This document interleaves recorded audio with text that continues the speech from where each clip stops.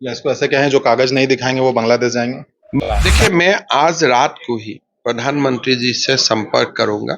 ये उसमें सबसे बड़े कारण अगर आप देखें तो हमारे साथ बैठे हैं असम के मुख्यमंत्री हेमंता बिस्वा शर्मा जी हैं। झारखंड पहुंचते हैं, लोगों की नजर रहती है सर, यहाँ कुछ ना कुछ हो जाता है। तो सीधा आता हूँ, सीधा जाता हूँ, लेकिन इसमें अगर कुछ होते हैं तो आपको ही पूछना पड़ेगा मुझको क्यों होते हैं। उनको तो पकड़ना हमारा राजधर्म होता है। एक तरीके से ये भी है कि एनआरसी स्पेशलिस्ट आपको कहा जाएगा, क्योंकि असम में वो देखा जाता है पूरे देश का इकलौता राज्य है। झारखंड भी उधर ही बढ़ रहा है। क्या आप लोग सत्ता में आते हैं तो क्या एनआरसी लेके आ रहे हैं आप? देखिए, झारखंड में मुसलमान का संख्या भी 15 to 16% हो चुका है। आगे भी उठाते रहूंगा, चाहे उसके लिए हमारा चुनाव में भला हो या बुरा हो। कोल्हान और संथाल परगना वाली जो सीटें थी उस पे बैकफुट पे थे आप लोग 2019 के चुनाव में, तो कागज यहाँ दिखाना पड़ेगा सर लोगों को? नहीं, कागज दिखाना नहीं पड़ेगा, हम कागज से ही ढूंढ लेंगे। सीजीएल का एग्जाम है। आपने एक चीज कहा कि प्रधानमंत्री मोदी जी से आप ये बात उन तक ये मैसेज पहुंचा, पॉलिटिकल स्टंट भी बोल रहे हैं, मतलब खास करके जो सत्ता पक्ष में है। देखिए, मैं तो झारखंड का मुख्यमंत्री जी को निवेदन करूंगा कि उनको मैं पॉजिटिव सलाह ही दे रहा हूँ। मेरा बात थोड़ा थोड़ा सुनते भी है, मेरा ऐसा लगता है। मैं जो बात बोलता हूँ, अगर आपका इंटरव्यू माननीय मुख्यमंत्री जी देख रहा है तो उनको मैं निवेदन करूंगा कि आप स्टूडेंट्स को बुलाइए। लोग आक्रोशित है जेएमएम से, और एग्जाम पेपर लीक बने, जितना भी चुनाव में वादा किया था एक भी वादा काम में अमल नहीं किया गया। आप आते हैं झारखंड तो आशंका हमेशा रहती है कि पता नहीं किसे लेकर जाएंगे। मतलब कांग्रेस का मैक्सिमम एमएलए मेरा संपर्क में होते हैं। अभी पितृपक्ष चल रहा है, श्राद्ध का समय है, अभी कोई लोग नया सिद्धांत नहीं लेगा। 3 तारीख का बाद झारखंड का राजनीति और तेज हो जाएगा, गतिविधि। कांग्रेस के लिए जगह नहीं है, जेएमएम का 2-4 के लिए जगह है। तो हम लोग भी भात खाते हैं, यहाँ भी भात चलता है। कांग्रेस में ही आप रहे सर, तो किस तरीके से कांग्रेस अभी चल रही है? और झारखंड में कांग्रेस बी टीम है। पिछले बार 28 में 26 सीटें थी, कोल्हान 0 था सर। आप थोड़ा हमारा तरफ नजर रखिए। अभी असम में मैं 2 दिन रहता तो झारखंड में 3 दिन रह रहा हूँ, तो अभी असम जाने से भी मेरा झारखंड का ही याद आते रहते हैं। सरकार तो बीजेपी का आ ही रहा है, हम एग्जाम दोबारा करूंगा। अगर वो नियुक्ति पत्र देते भी हो फिर भी हम लोग दोबारा करवाऊंगा। ये सर आसाम में जब हुआ था एनआरसी आपने किया था, 19 लाख लोग उसमें बाहर रह गए, तो उसको लेकर बड़ा विवाद हुआ था। वो कि यहाँ पर जो परिवर्तन यात्रा चल रही है उसका समापन है, उसको लेकर तैयारियां चल रही थी। मौका मिला मुख्यमंत्री साहब से, जो असम के मुख्यमंत्री, उनसे बात कर रहे थे। और चुनाव देखिए, झारखंड बिल्कुल चुनावी मोड में है, विधानसभा चुनाव आने वाले हैं, उसको लेकर जो सरगर्मियां बढ़ती है उसमें सबसे बड़े कारण अगर आप देखें तो हमारे साथ बैठे हैं असम के मुख्यमंत्री हेमंता बिस्वा शर्मा जी हैं, चुनाव सह प्रभारी भी है। सर, आप जब जब झारखंड पहुंचते हैं लोगों की नजर रहती है सर, यहाँ कुछ ना कुछ हो जाता है, तो ऐसा क्यों होता है सर? ये तो मुझको ही आपको पूछना पड़ेगा। मैं तो सीधा आता हूँ, सीधा जाता हूँ, लेकिन इसमें अगर कुछ होते हैं तो आपको ही पूछना पड़ेगा मुझको क्यों होते हैं। चंपाई सोरेन जो बड़े कद्दावर नेता थे, जेएमएम में थे, वो आपकी तरफ आ गए, और ये भी कहा जा रहा है कि जब से आप झारखंड के दौरे पर आए तब से कुछ ना कुछ बदलाव होने लगे।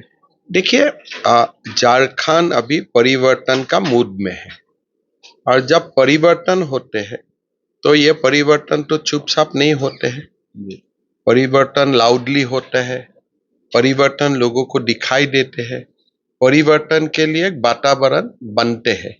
अभी जो हम लोग देख रहा हूं, ये परिवर्तन का एक वातावरण हम लोग देखते हूं, और यही जो वातावरण है यही चुनाव तक हमको परिवर्तन का ओर लेके जाएगा।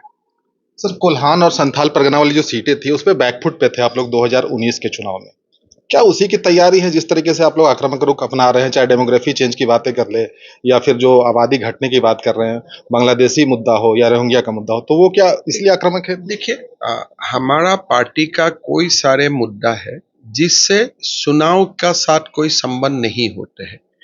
जैसे हमने बोला था कि हम आर्टिकल 370 कश्मीर से हटाऊंगा, हमारा मालूम था ये आर्टिकल अगर हम हटाऊंगा कश्मीर का ही लोग हमारा ऊपर नाराज हो जाएगा, एक बड़ा सेक्शन। लेकिन फिर भी हमने हटाया। तो हमारे लिए कोई मुद्दा राष्ट्र का साथ जुड़ा मुद्दा होते हैं, तब हम चुनाव में उसका फायदा मिलेगा कि फायदा नहीं मिलेगा वो नहीं देखता हूं। आज झारखंड का जो डेमोग्राफी का जो परिवर्तन हो रहा है, खास करके संथाल परगना में, ये हमारे लिए चिंता का विषय है और ये राष्ट्र की मुद्दा है, ये कोई पार्टी का मुद्दा नहीं है। तो इसीलिए ये मुद्दा हम लोग उठाया हूं और आगे भी उठाते रहूंगा, चाहे उसके लिए हमारा चुनाव में भला हो या बुरा हो। एक तरीके से ये भी है कि एनआरसी स्पेशलिस्ट आपको कहा जाएगा, क्योंकि असम में वो देखा जाता है पूरे देश का इकलौता राज्य है।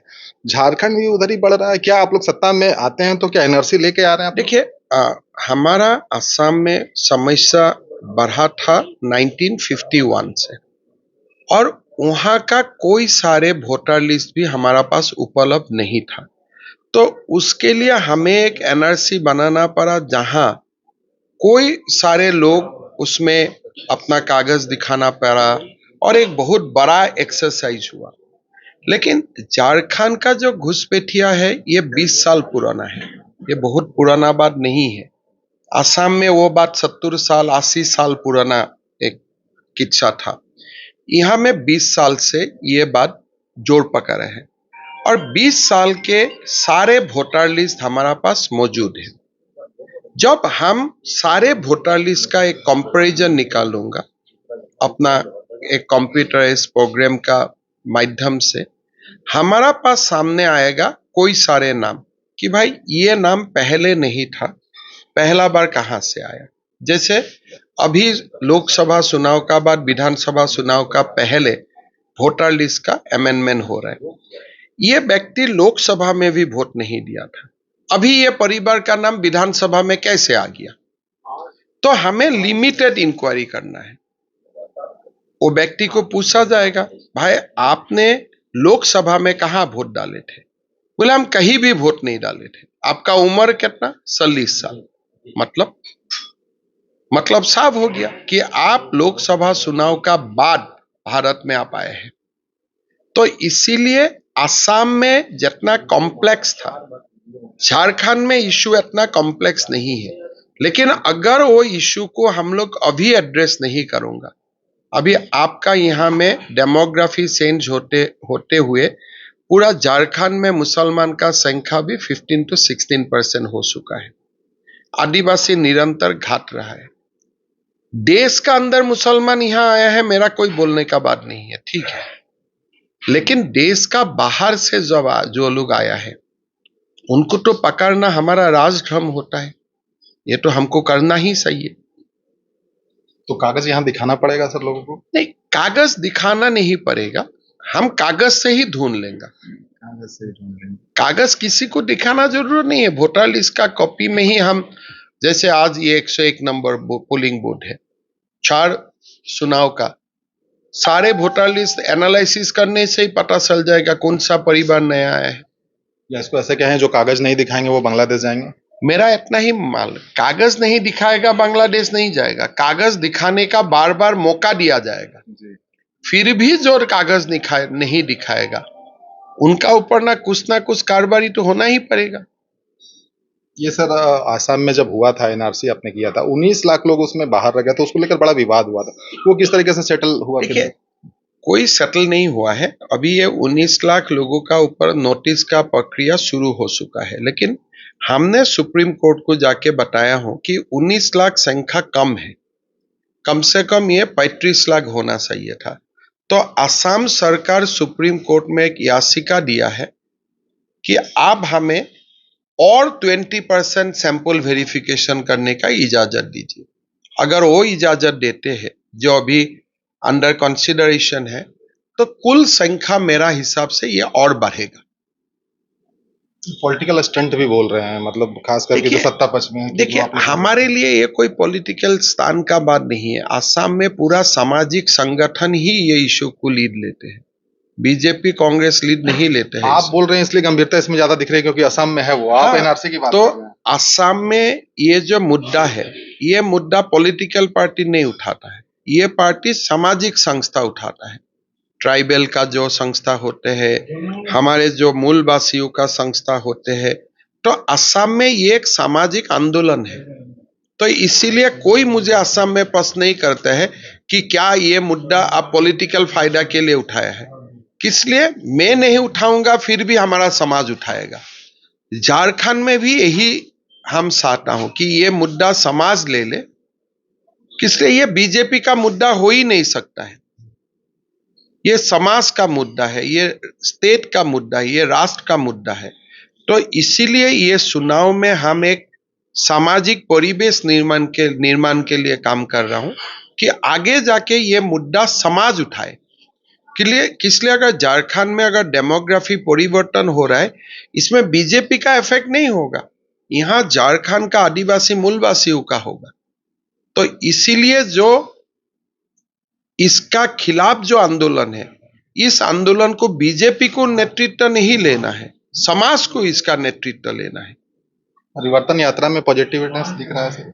देखिए, पहला बार मैं झारखंड आया था 4 महीना पहले, और आज का झारखंड में बहुत ज्यादा फर्क है, उत्साह है, उमंग है, लोग आक्रोशित है जेएमएम से, और एग्जाम पेपर लीक बने, उत्पात सिपाहियों का मर्द का कारण बने, जितना भी चुनाव में वादा किया था एक भी वादा काम में अमल नहीं किया गया।